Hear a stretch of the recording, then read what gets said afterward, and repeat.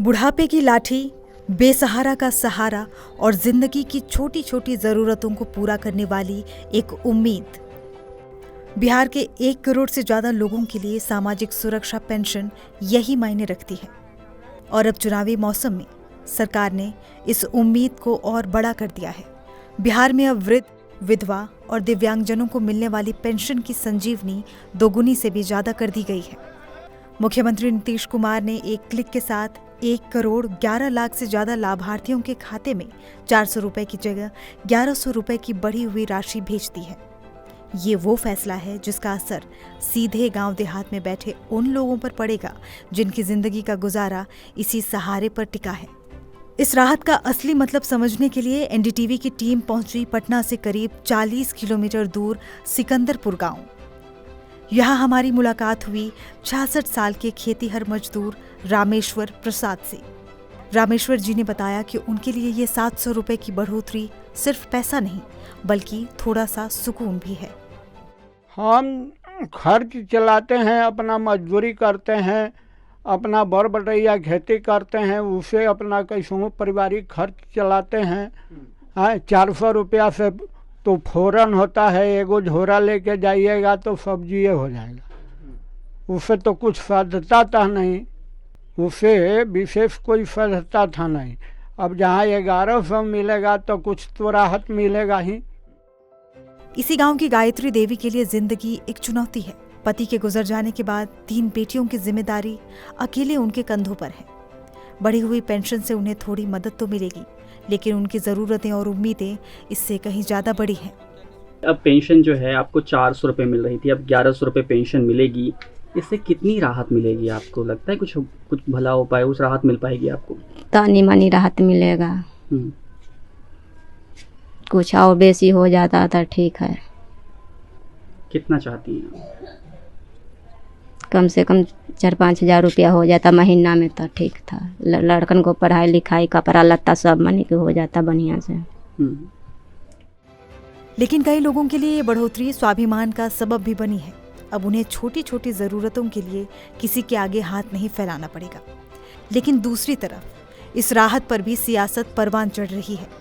राष्ट्रीय जनता दल ने इसे अपनी घोषणा की नकल बताते हुए सरकार पर तंज कसा है। बिहार को एक दूरदर्शी नेतृत्व की आवश्यकता है, जिसके पास अपना विजन हो, अपनी दृष्टि हो, अपना नज़रिया हो, और जो बिहार के चतुर्दिक विकास के लिए, सर्वांगीण विकास के लिए तीव्रतम गति से काम कर सके। कोई भी सरकार अपनी निर्णय क्षमता के लिए जानी जाती है, लेकिन वर्तमान सरकार ने अपना डिसाइसिवनेस खो दिया है। तेजस्वी यादव जी ने लंबे समय से यह मांग की थी और यह वायदा किया लोगों के बीच कि हमारी सरकार बनने पर हम सामाजिक सुरक्षा पेंशन को 400 से बढ़ाकर 1500 रुपया करेंगे। लेकिन यह जो नकलची सरकार है, कॉपी कैट, वह नकल करने में भी डंडी मार बैठी और 1500 के बजाय 1100 रुपये देने की बात की है।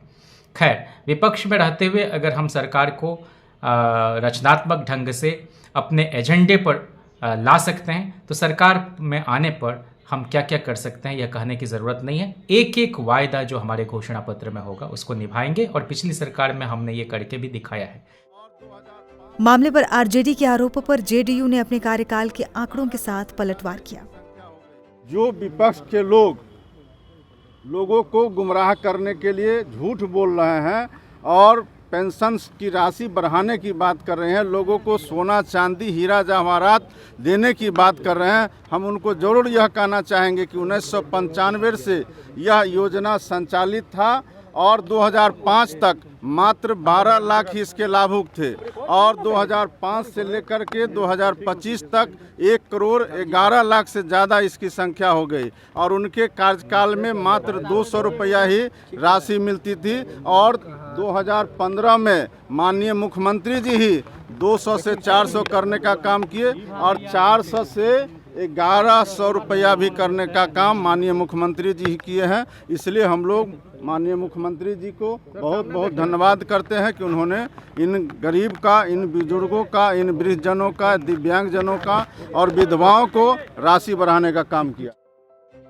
बहरहाल सियासत की ये जंग तो चलती रहेगी, श्रेय लेने की होड़ भी मची रहेगी, लेकिन इन सब के बीच हकीकत यही है कि बिहार के 1 करोड़ से ज़्यादा परिवारों के लिए ये बढ़ी हुई पेंशन महंगाई के इस दौर में एक बड़ी राहत बनकर आई है। एक ऐसी राहत जो उनके महीनों का हिसाब थोड़ा आसान कर देगी।